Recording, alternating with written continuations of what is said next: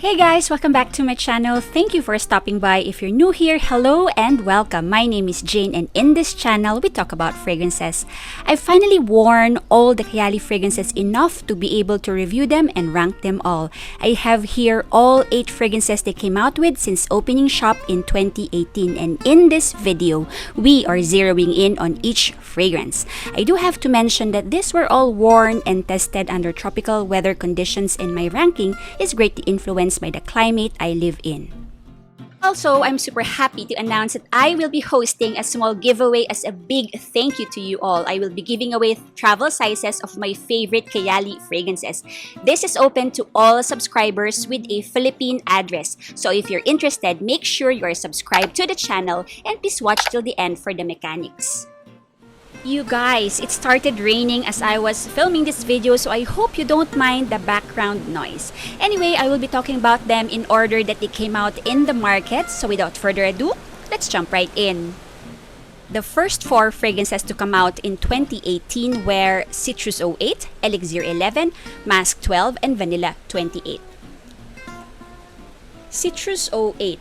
Credit the notes of bergamot, pink grapefruit, rose centifolia, musk, and oak moss. From the notes, this looks to me like a sheep fragrance. However, the oak moss isn't too prominent to my nose, and this does not have a retro vibe to me at all. What this is a fresh, feminine citrus perfume. I said feminine because sometimes grapefruit and some other citruses lean a little masculine in perfumes, but this is totally feminine. This doesn't have a very sharp, astringent citrus in it, just enough tartness for that breezy freshness.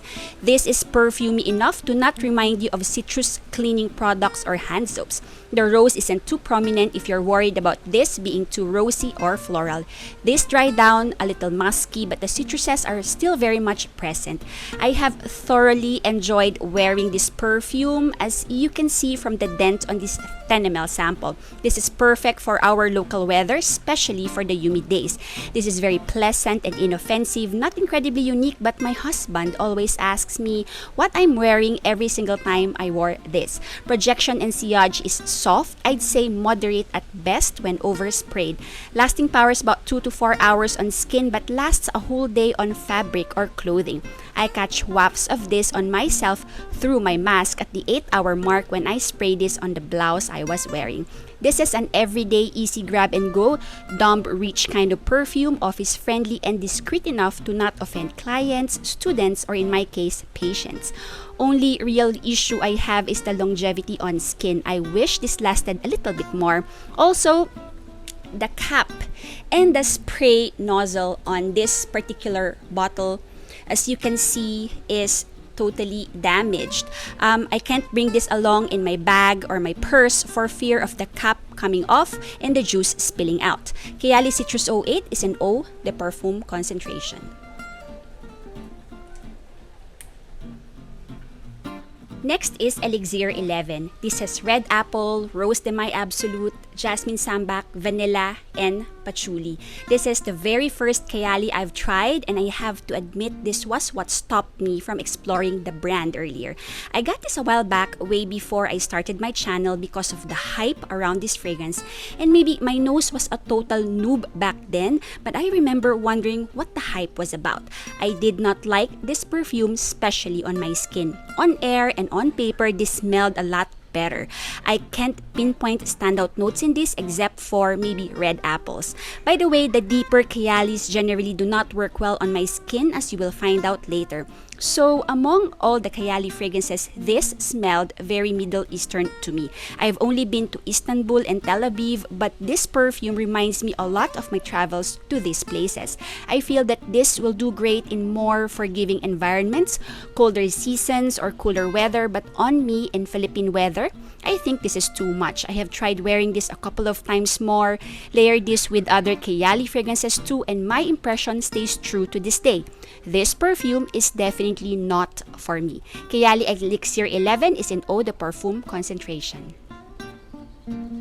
Mask 12 has notes of lotus flower, jasmine, musks, vanilla, and sandalwood. This smells like a woman's clean skin. If you're thinking Narciso mask, nope, not this one. This isn't very sweet or thick on that mask. This is the softest, the fluffiest, the coziest mask ever. You definitely get that creamy sandalwood in the base, but it's ever so light and barely there. This smells like clean skin soaked and bathed in herbs, petals, and natural exfoliants that we see in movies and films depicting the era before commercial soap. This is a very discreet and sheer type of perfume. This has a soft projection but will go beyond arm's length when newly sprayed and oversprayed. People will have to come close, really close to you to smell this on you. Lasting power on skin is about 2 to 4 hours, stays longer on clothing. I love layering this with fragrances that are loud or screechy. This softens them up and make them wearable. This will also make for a great bedtime perfume and also as a calming scent. Something about this reminds me of a mother's hug, in particular, my own mother's hug. Great to wear to the office, especially if you do not want to grab attention to yourself. Great to wear around people. You will smell great without smelling too perfumey. KAYALI Mask 12 is in Eau de Parfum concentration. Vanilla 28 is probably KAYALI's best-selling perfume. This is always out of stock in Sephora or in the website. Discredit the notes of vanilla orchid, tonka absolute, brown sugar, amber woods, and musk. This is the best mixing vanilla. Something about this makes everything smell better. I have tried mixing this with perfumes I can't seem to wear by themselves and instantly they smell infinitely better. The hype around this perfume is real. If you're looking for the best all-around vanilla, this is it over here. Look no further. By itself, the brown sugar note is a real standout along with that lovely vanilla. There's a woody and a little smoky undertone to this too and rise down musky. On my skin, this is ultra long lasting. Even as a mixing perfume, sometimes this is all that's left on skin at the end of the day. This isn't a fresh vanilla, but neither is this thick or syrupy sweet as well. I get away wearing this daytime layered with KAYALI citrus or KAYALI musk. You can spray more of this to transition as a nighttime scent. KAYALI Vanilla is available in Eau de Parfum concentration. In 2019, Deja Vu White Flower was launched. This has notes of gardenia, jasmine absolute, orange flower, tuberose infusion, and Tahitian vanilla. This is for the white floral lover, but right off the bat, I smell strong tuberose and vanilla and nothing more. And because I struggle with tuberose in perfumes, that puts me off. This I can't seem to wear by itself, but I love layering this with the other fragrances in the line to give them a floral edge. On the upside, I have mixed this with citrus, with vanilla, with musk, Utopia, and invite-only amber, and they all smelled more upscale and regal. If KAYALI Vanilla makes everything smell better, this makes everything smell more expensive and opulent. Something about this makes everything smell more opulent and rich. Layer a few sprays of this and that will do the trick. If you happen to have this in your collection, let me know if you have the same experience. Deja Vu White Flower 57 is in Eau de Parfum concentration. This year, 2021, we saw 3 new releases. Sweet Diamond Pink Pepper 25 was released in May.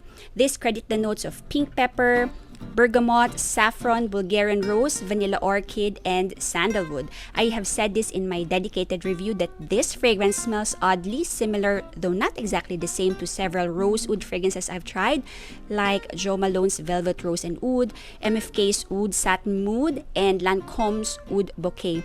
This smells super lovely on paper and in the air. Even my 6-year-old daughter loves to sniff this from the nozzle, but this smells terrible on my skin. I don't know why, but this is an instant scrubber. It's no better on my hair as well. This perfume, once it lands on any surface of me, stinks. I'm super bummed that I couldn't make this work. KAYALI Sweet Diamond Pink Pepper 25 is an Eau de Parfum concentration. Utopia Vanilla Coco 21 came out in late June and credit the notes of pear, jasmine, coconut, sandalwood, and bourbon vanilla. This is definitely a summery beach vacation type scent. Most prominent notes to my nose are vanilla, white florals, and coconut water accords. There's also some zesty tartness I get in this. Must be the pear and some other fresh citrusy fruit accord they've added to keep this lifted and fresh. The reason I have a bigger bottle was because this was the only size available when this was first released. You do not need this perfume if you own Tom Ford Soleil Blanc or Eau de Soleil Blanc, Maison Margiela Replica Beach Walk, or Holidays by Mancera, or any similar fragrance. This is in the same general ballpark. This has an airy feel to it and none of the suntan lotion coconut smell. The white florals remind me of Deja Vu white flower but less on the tuberose. My first impression of this was going to be a top favorite. But I find this lacking in wow factor, and something about this and the citrus in here doesn't sit quite well with me. I will be looking forward to warmer, more sunny days to wear this some more. Sillage is moderate, lasting power around 4 hours on skin, longer on clothing. KAYALI Utopia Vanilla 21 is in Eau de Perfume concentration.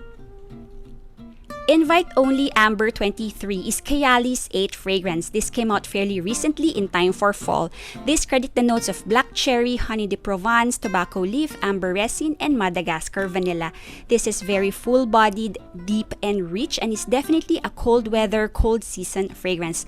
Not incredibly unique, this will remind you of Tom Ford's Lost Cherry, Kilian's Angels Share, and Ambre Nuit by Dior. I obviously have limited wear for this perfume in local weather. I will be waiting for cooler December, January nights to test this out some more, but even then, I don't think I will be reaching for this more than the others I have mentioned. Catch my dedicated reviews of the 2021 KAYALI releases if you haven't yet. I will leave links down below. KAYALI Invite Only Amber 23 comes in Eau de Parfum Intense formulation. Based on my experience wearing the KAYALIs, none of them are safe blind buys, and as with any perfume, I recommend to try on skin and do a wear test.